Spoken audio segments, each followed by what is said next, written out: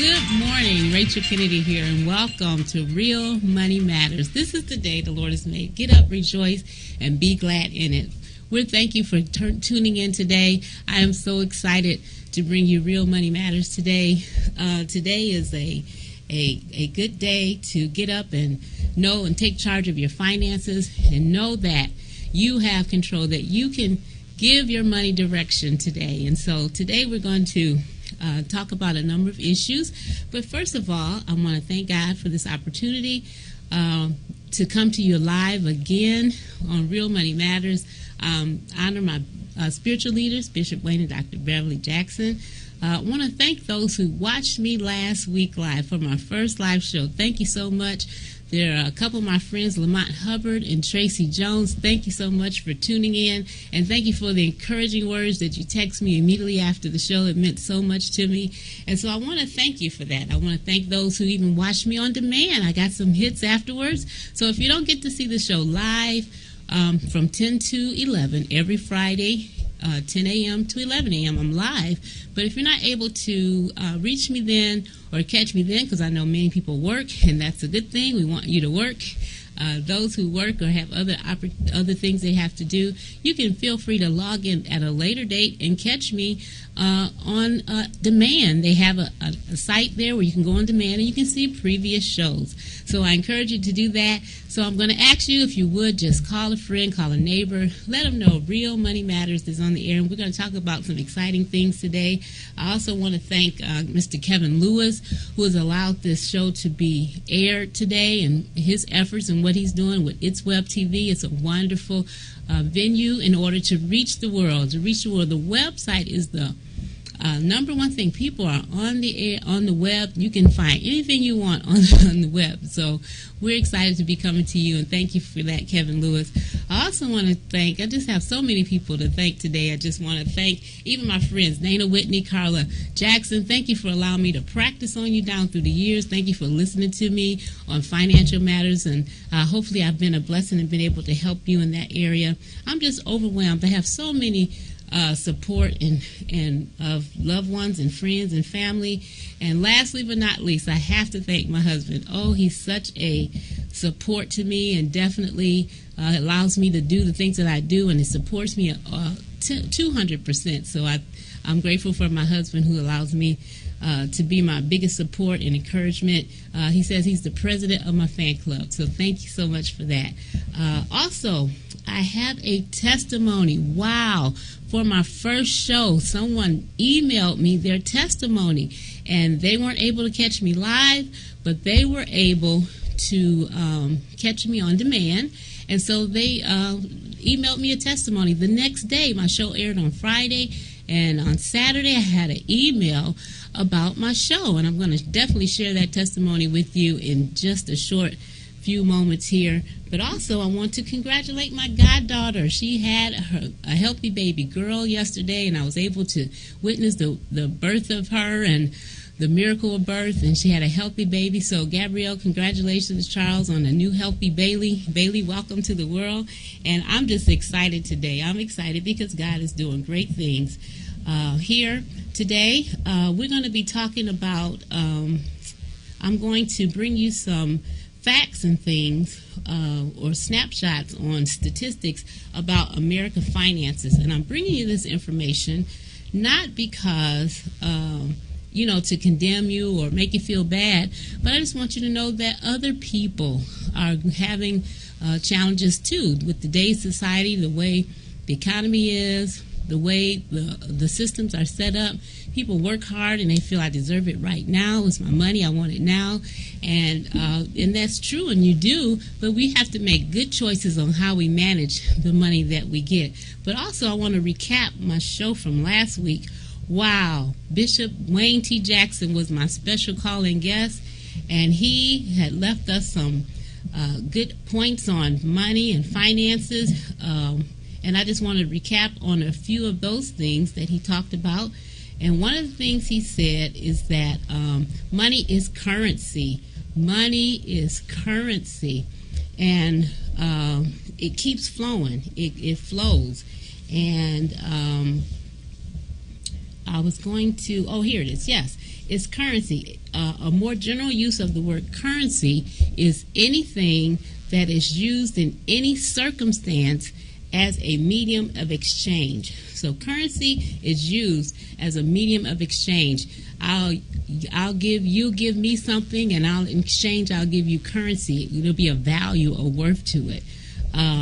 So the other thing we learned from him last week was that about maintaining a certain balance in your money in your bank account.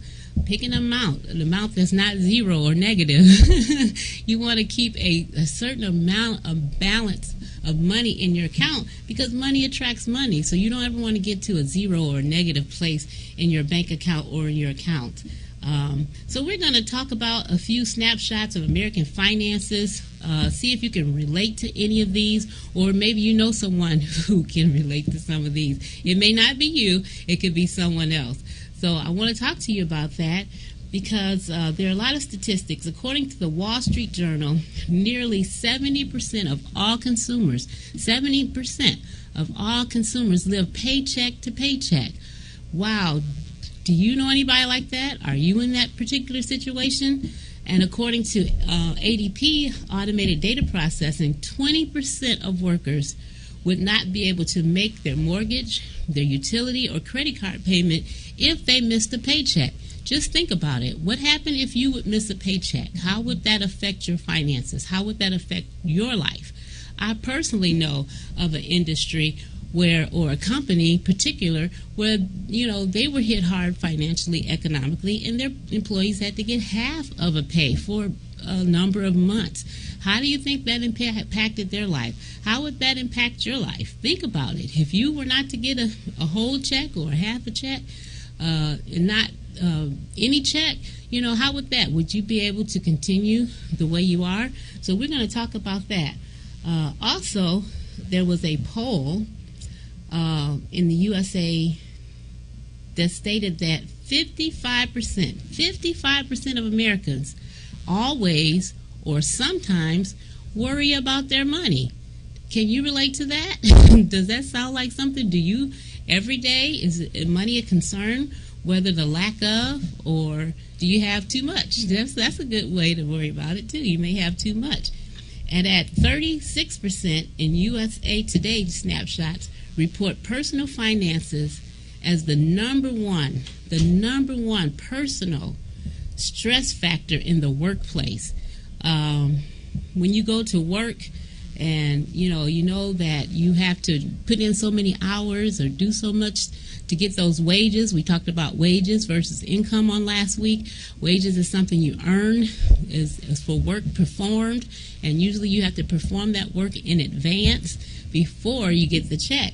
So there's a lot of stress and deal with finances, the lack thereof, mostly the lack thereof. But I do know people who have a lot of money.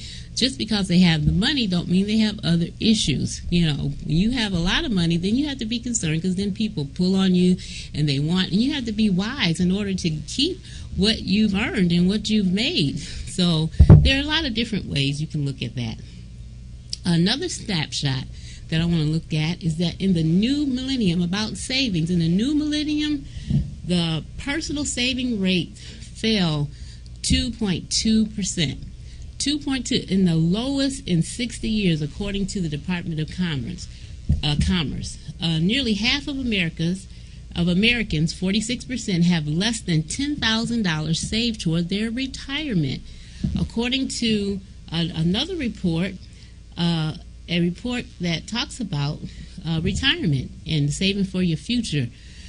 Less than half of 46%, that's a lot to not have anything saved towards your retirement. These are just statistics and reports that are out there just to let you know you're not alone in this matter. It's a society and it's a choice, and you have to make a change. Another report talks about debt. The typical household has $38,000 in debt, and total debt has tripled since 1980. That is it's out of it's over the top than it's ever been before, because we want it now. We want a quick fix. We We want want it now and want to pay for it later. And I don't know if many of you remember the cartoon Popeye and Wimpley. He would always often say, I gladly pay you Tuesday for a burger today. What was he doing? He was putting himself in debt. He had a burger, he ate it, and he said, I'm going to pay you Tuesday, but it was already consumed, and it was gone, and it was worth anything, but he still owed on that. And in today's society, when you buy things that are consumable, like gas and food, things of that nature, you put it on a credit card, you've used that up. But then if you don't pay your credit card off every month, then you're paying interest on something you don't even have anymore. Nothing, it don't even exist. You've eaten it, you burnt up the gas, or whatever the case. So those are consumable things. And debt can get us in trouble because we want it now. Did you know that in 1929, 2% of homes in America had a mortgage on it? In 1929, only 2% of homes had a mortgage on them. But by 1962, only 2% did not have a mortgage on it. So that's the reverse. So at the beginning, people were paying off their home. They were not getting mortgages. But as the time go on, they had more mortgages, and they weren't paying off their homes quicker. So that leads people to filing bankruptcy. Oh my goodness. And so bankruptcy, this is what bankruptcy does. These are some statistics about people filing bankruptcy. Of all the filings in America Institute, typical bankruptcy filings are over 1.3 million annually, according to annually, with a new record being set every year. Every year it increases the amount of people who file bankruptcy. Personal bankruptcies account for 97%, and 70% are total bankruptcy. That is Chapter 7, where you have nothing left. Nothing, absolutely nothing. And 95% of those cases are declared no assets by the court. Another thing about bankruptcy, it was polled saying those that said they aren't laughing their way to bankruptcy court, that they thought they would. Some people thought, I'm going to get rid of all of this. But many found, 75% of people who found themselves after going through bankruptcy depressed and sad because of what they did.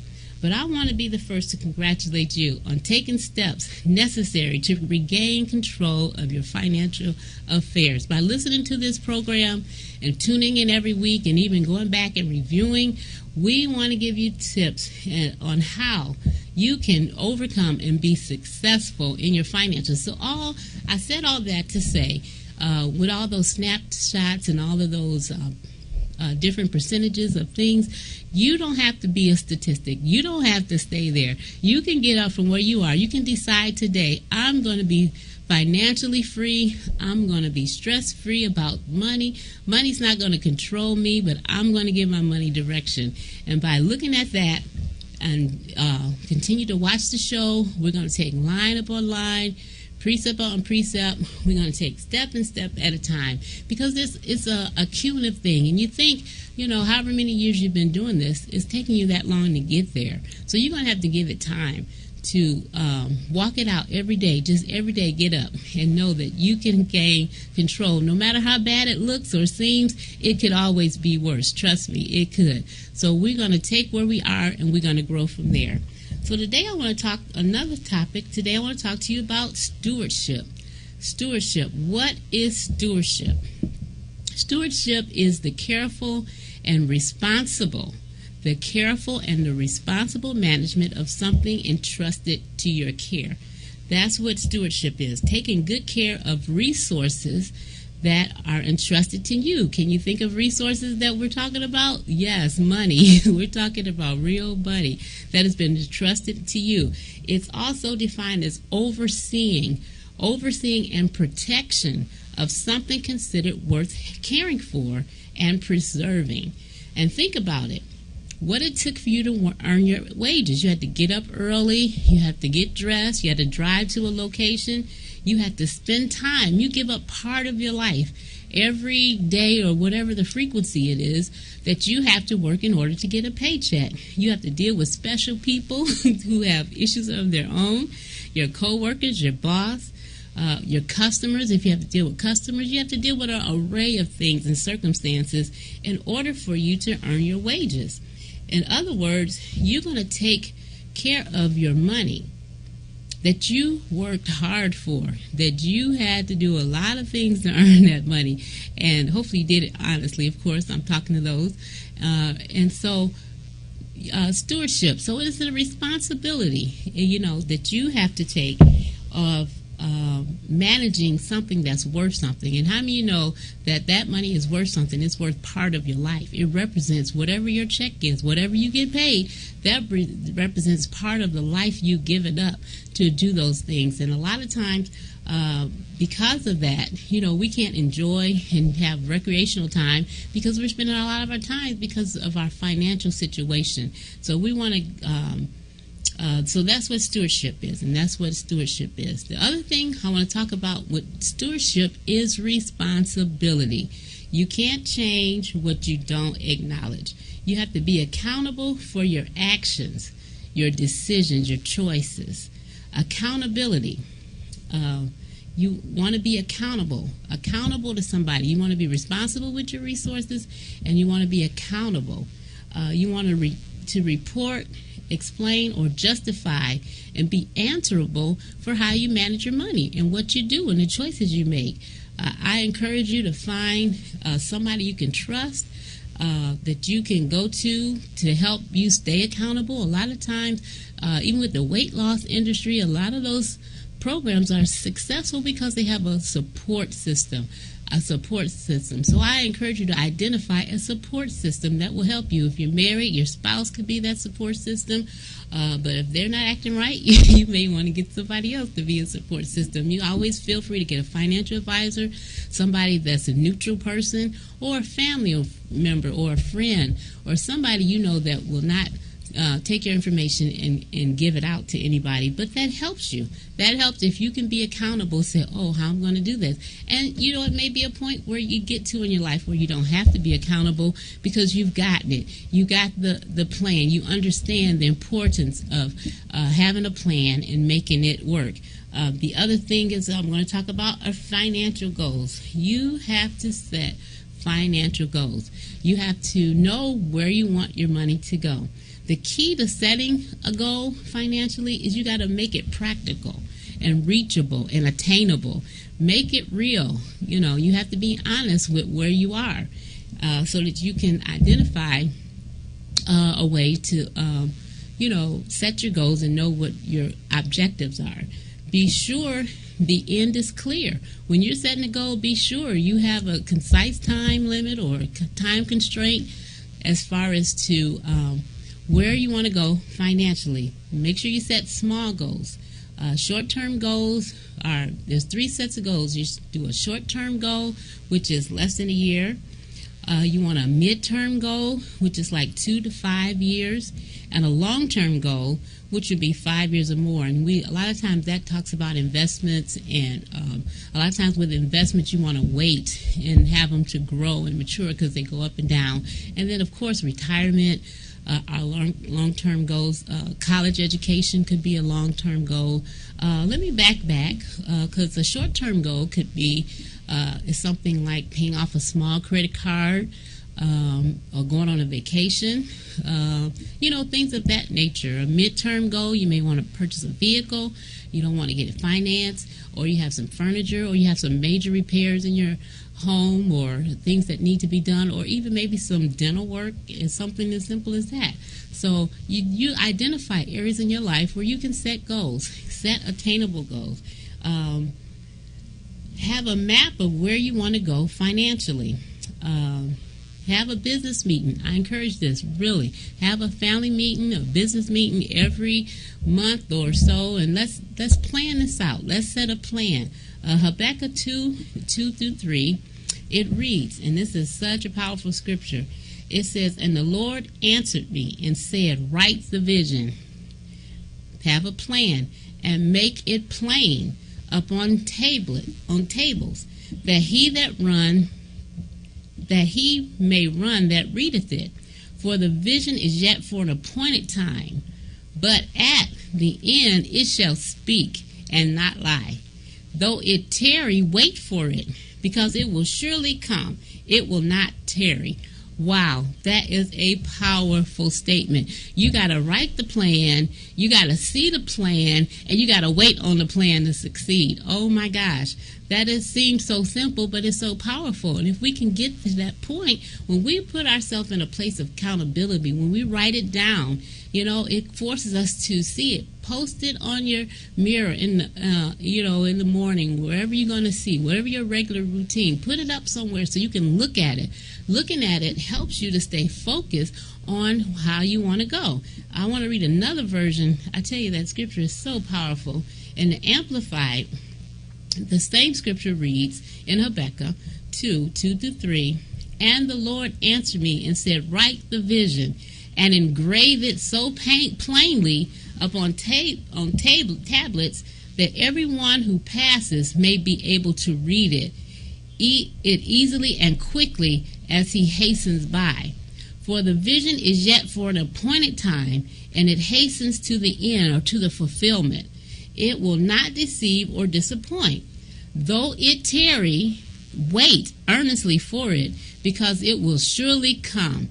It will not be behindhand of its appointed date." Oh my goodness. And I got to read this other version, because it's just so important of how we write down the vision, how we wait on it, and how we watch it work, how when we watch it come to pass. So we have to write it down, wait on it, and we got to watch it work, and it will come to pass. One more version. I just love this. And it said, "And then God answered, Write this, write what you see. Write it out in big block letters so you can read on the run." So you can read it as you go. You can always see it. It'll always be before you. The vision message is a witness pointing to what's coming. It aches for the coming. Oh my goodness, it could hardly wait. When you write it down and you rehearse it and you see it, it wants to come. It can't wait to come, and it doesn't lie. If it seems slow in coming, wait. It may seem slow, but wait. It's on its way. It will come on time. Somebody needs to hear that. Somebody needs to know that. I needed to hear that. I'm encouraged myself by it. Write it down. Wait on it. It's going to come. You just have to rehearse it and know that you don't have to stay in the same area of financial distress any longer. You don't have to stay there. Get up from where you are. We're going to get ready to take a short break and come back to you in a little bit, but I just want you to be encouraged today to know that wherever you are financially, you don't have to stay there. If you're not happy with where you are, make the choices and make the changes that will affect and bring financial freedom into your life. Stay tuned, and we'll be right back.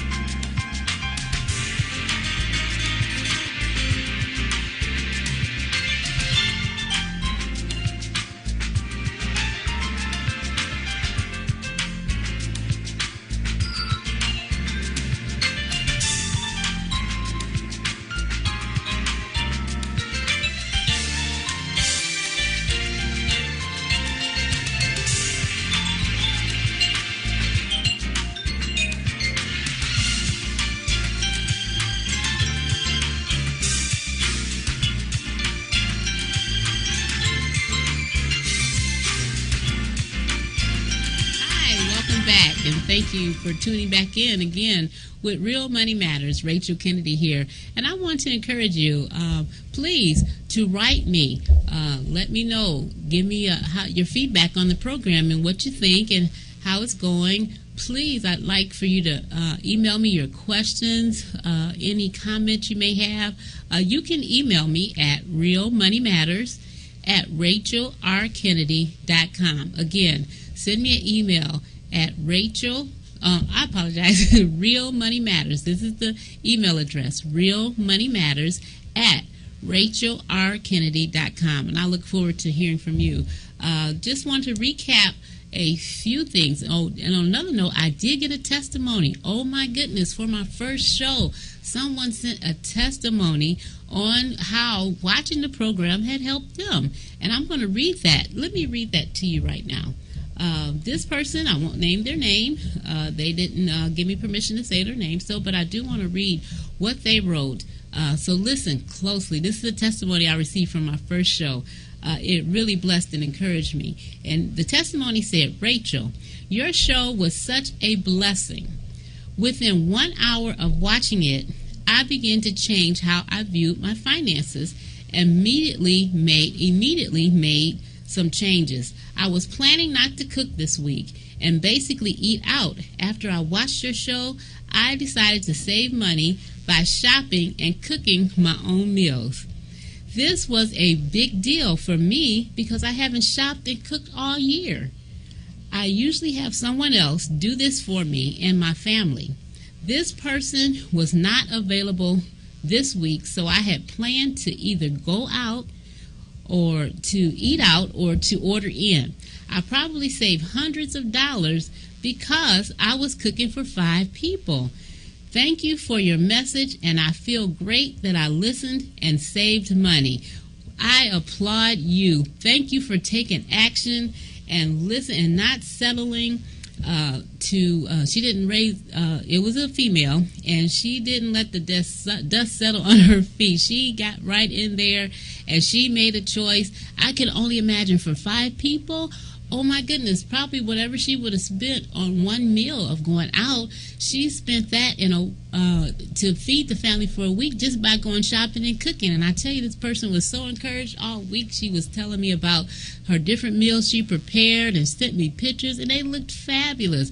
And she was just so excited that she took charge. She took the challenge, and she decided to save money. And eating out, and I made a statement last week, she said that really encouraged her, is that full is full. It doesn't matter what you eat. If you eat, well, I say it doesn't matter. You want to be healthy, but you don't have to have the most expensive amount of food. You just need something that's healthy and that will fill up your stomach till it's full, because your stomach doesn't care if it has shrimp and filet mignon or if it has beans and cornbread.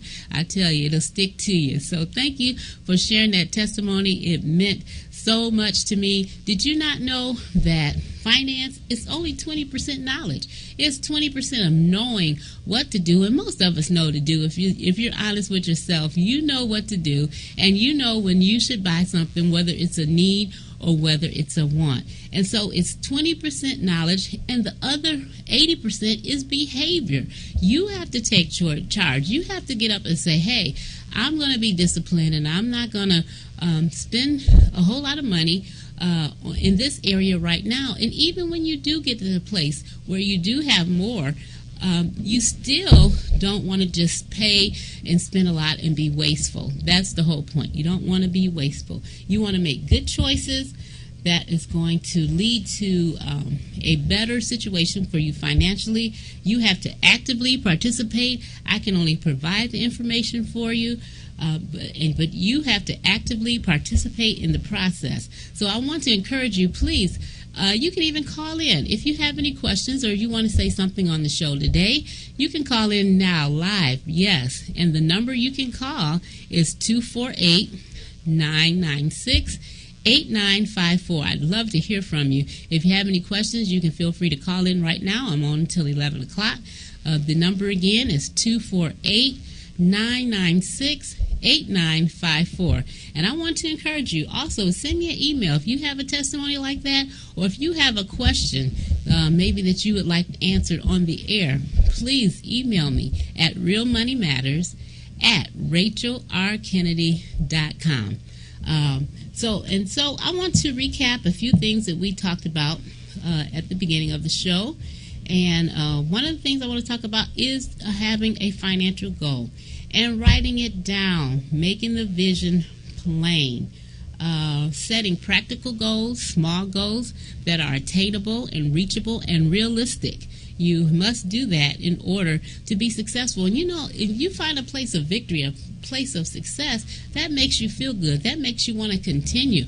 And make it a game.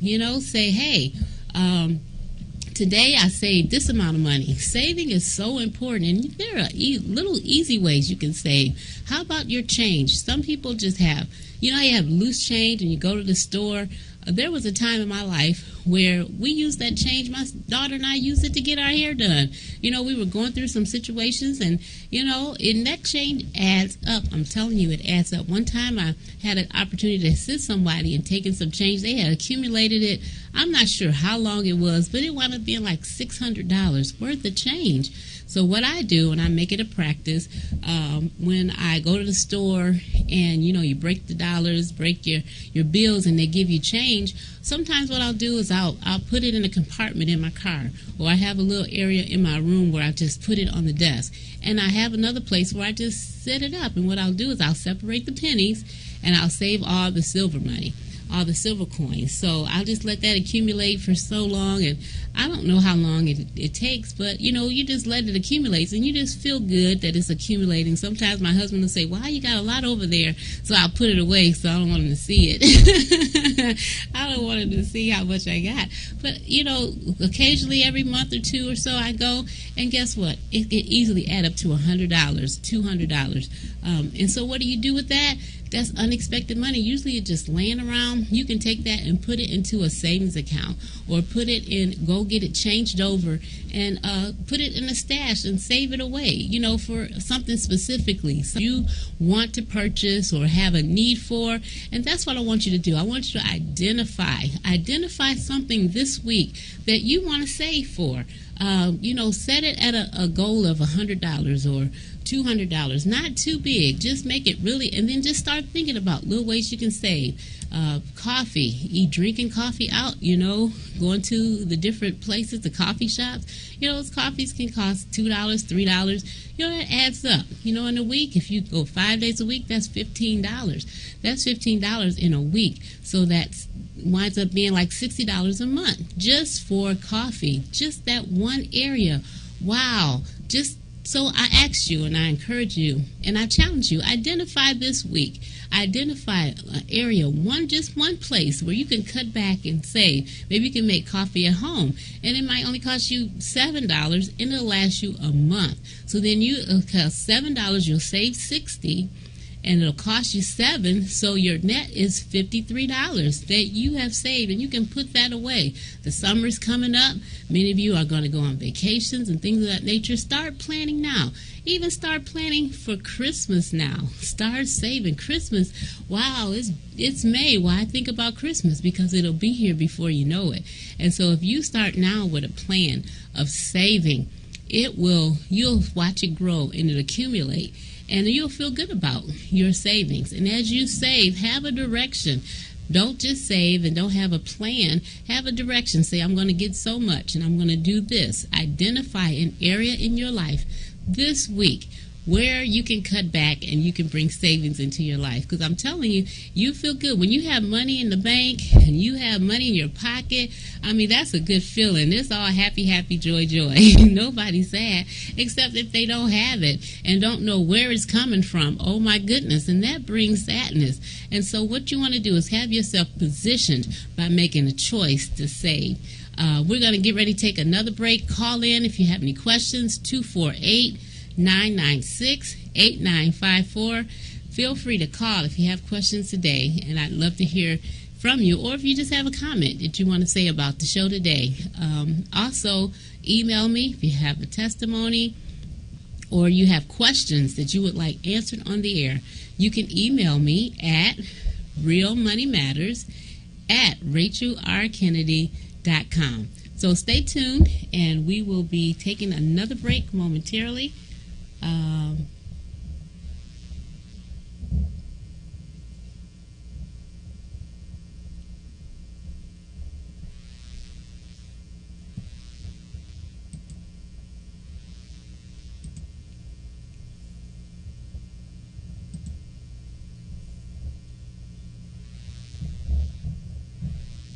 Okay, so we're still here, and I want to talk to you about African American spending habits.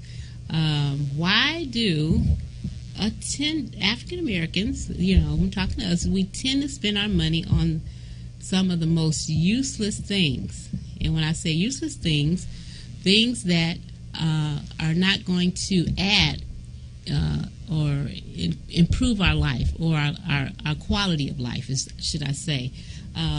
When you do a business, I'm just thinking about when you do a business, you can, there's certain expenses, and I know I just got off of savings, but I was just thinking about when you spend $100, say if you spend it on a suit, when we're talking about frivolous spending, if you spend $100 on a suit, for a business meeting, opposed to taking that same $100 and perhaps investing in some business cards where you can find out, spread about your business and let people know what you're doing.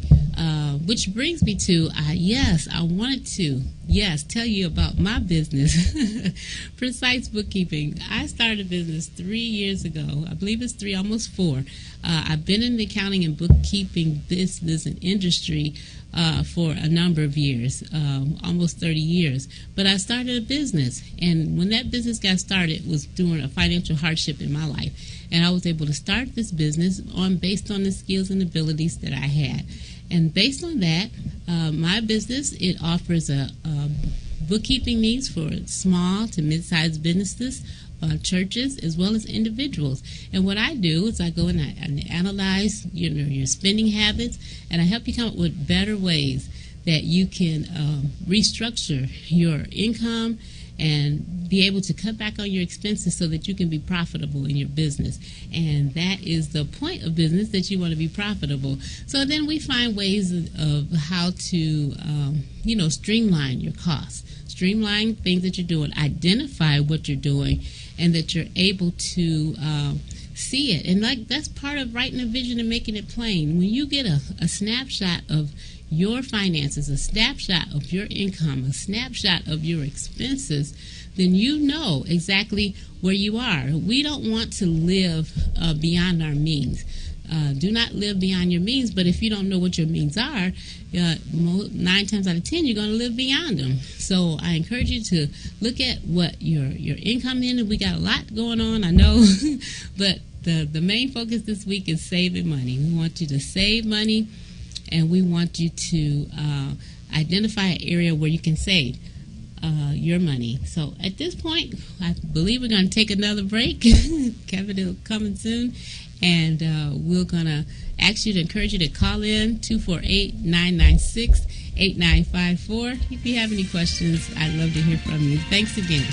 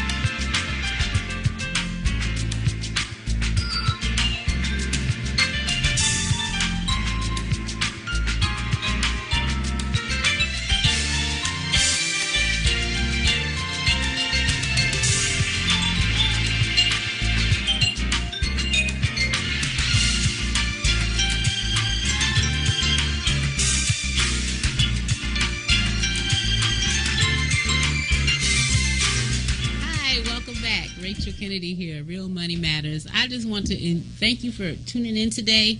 I tell you, we have some good up-and-coming shows that are coming. I just want you to know, regardless of your current situation, approach your issues financially, honestly, and open. Gives you a much better chance of maintaining a healthy financial relationship. Start by taking stock of your money. You'll probably be surprised how much you're making. Factoring your total compensation. I want you to identify things. We have a lot of shows coming up. We're going to be talking about budgets. We're going to get more specific into your budget. We want to dig in there. We want to find out where your spending is. We want to find out where your income comes from. We want to design a budget that is custom made for you, and you're going to do it. Yes, I'm not going to do it. I'm going to show you how to do it step by step. And you're going to find, if you continue to follow, you're going to find we're going to learn so much about finances. And part of it is understanding the knowledge of it, respecting money, knowing that, money is the cause and occasion, the answer, or things in your life that you need to purchase and buy and own. And so you need to know the power of money and know that you have power and that you're able to know how to direct that power and know how to manage it properly. In the up-and-coming shows, we're going to look at banking and bank accounts. I'm going to bring on special guests like branch managers and vice presidents that's going to tell you the importance of banking and a checking account. And yes, I'm going to also even show you how to balance your account. Some people don't even know how to balance their checking account, and that's okay. They may call the bank and say, hey, what's my balance? But you forgot you wrote a check that hadn't cleared your account yet. And so it's like when the check clears, you think you got so much money because you called the bank for a balance opposed to reconciling your account. And what does that mean? Well, we'll tell you all about it. You have to record your deposits and you have to record your withdrawals. Those are things we're going to talk about, that things. A lot of times people use their debit cards. Debit cards are corporates. Oh my goodness, for coming out of your account and you're not aware that, this check got to clear. I have to clear a check, but you didn't went to the ATM or you didn't use your debit card, because everywhere you go, they'll take your debit card. So we'll talk about the pros and cons of that. But I encourage you, please call me, call in at 248-996-8954 if you missed the live show. If you missed the live show, I'm going to be here every Friday from 10 a.m. to 11. Tell a friend, tell a neighbor. But if you miss it by chance, please log on to the website, and they'll allow you to see it on demand. You get to see previous shows. If you miss something and you're able to take notes, I encourage you to take notes. Write it down. When something catches your attention or your ear, investigate it for yourself. The internet, like I said, has so much information, and it's just a matter of searching it out and finding it.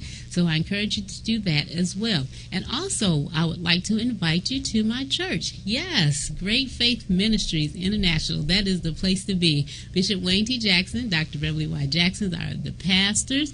And I invite you, we have service on Saturday at 12 noon. Oh, it's a wonderful time. You can come casual. You can come and enjoy the Lord in spirit and truth. The worship is wonderful. The word is powerful. And we just have an atmosphere of love. And so I want to invite you out to 10735 Grand River.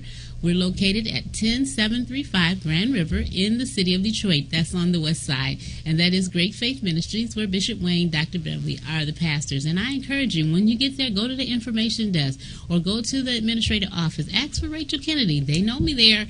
Ask for me. I'd love to meet you. I'd love to greet you and give you a free gift. So just let me know that you're coming. I want to invite you out on Saturdays at 12 noon. Come casual, come relax, and come and enjoy the Lord with us.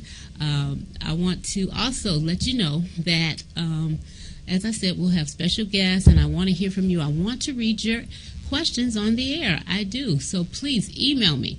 My email address, once again, is realmoneymatters@RachelRKennedy.com.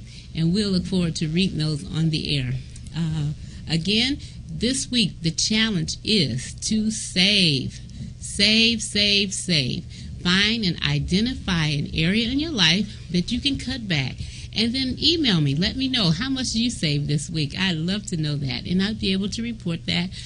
We'll share that with the other viewers, that you have found a way, and maybe your point or your tip can help somebody else and encourage somebody else to those ideas that you had for saving. It could help somebody else.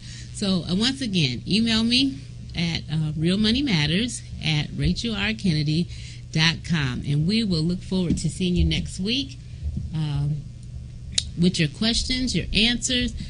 Feel free to contact Kevin Lewis if you have a business and you want to advertise your business on ItsWebTV. The rates are real reasonable, and we invite you to even log in to ItsWebTV and see what's going. He's got opportunities for you to advertise your business, and I encourage you to do that.